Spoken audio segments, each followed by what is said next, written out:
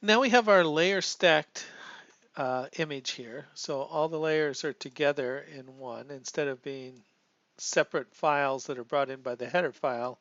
They're all in one. But notice what it's done to the names of the layers. It's put in all sorts of stuff. Basically, the band name for each one of those TIFF files is sitting in there, and it's actually the header file name that's in there. So, well, we don't care about layer. All we care about is the name Coastal Blue and the band, right? So if we look at this, these are bands in microns, so 0.44, 0.48, 0.56, right? So that's the information that we really want, which was what was up here, name and the actual band wavelength in there. So how do we get that? How can we fix that so it looks like that? Because every time you do a layer stack or something like that, it completely messes up the layer names. Well, first, let's take a look at something here. Let's take a look at the header information in here, which is view metadata. And we'll look at the spectral data right in here.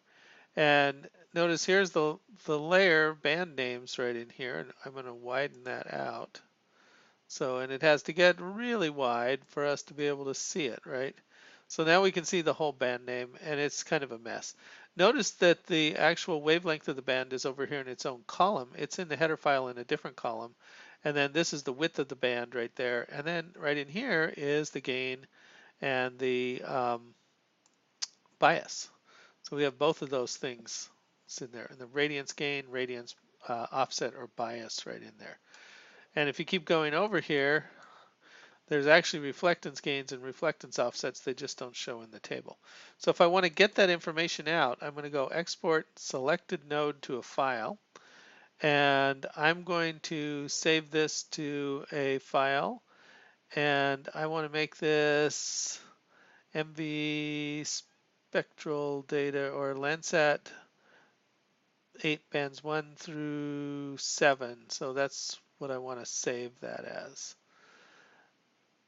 So I'm going to go ahead and, oh, there's spectral headset, spectral header Landsat 8.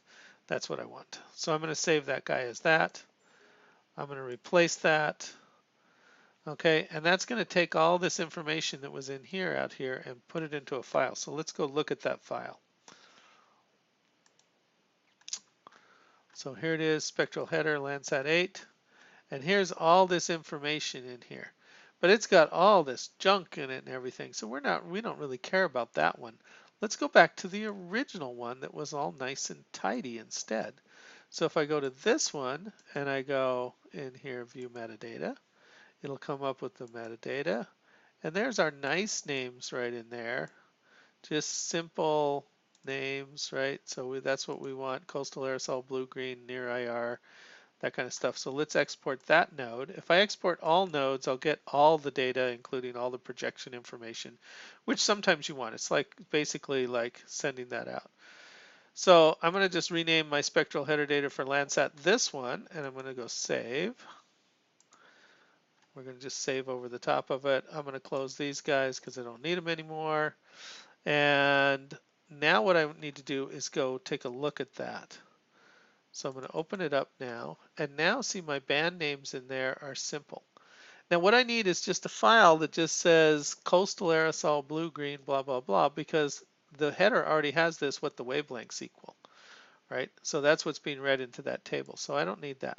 Now one thing that's important is you can only have the number of lines in this file that are equal to the number of bands. So the bands have to start right up at the top, right? And then I'm going to delete everything else in this file below here.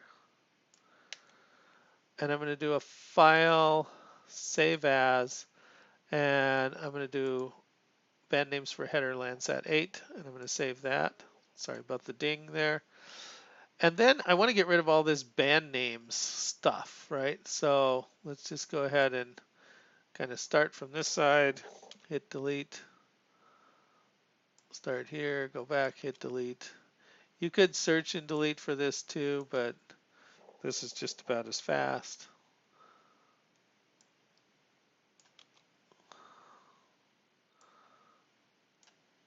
Oops, don't want to get an extra one in there.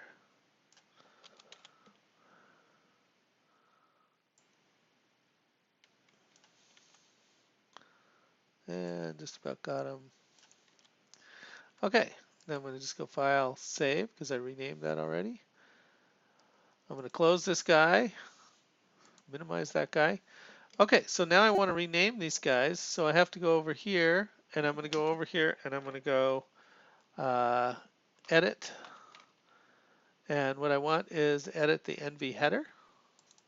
So I'm going to double click on that. I want it for bands 1 through 7.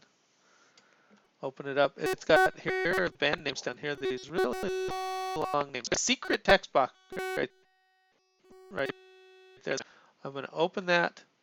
I want this guy right here, the one I just edited down, right? So it just says blue, green, red, near IR, those kind of things in it. I'm going to tell it to open, right? And then I've got it. That's just the names right in there.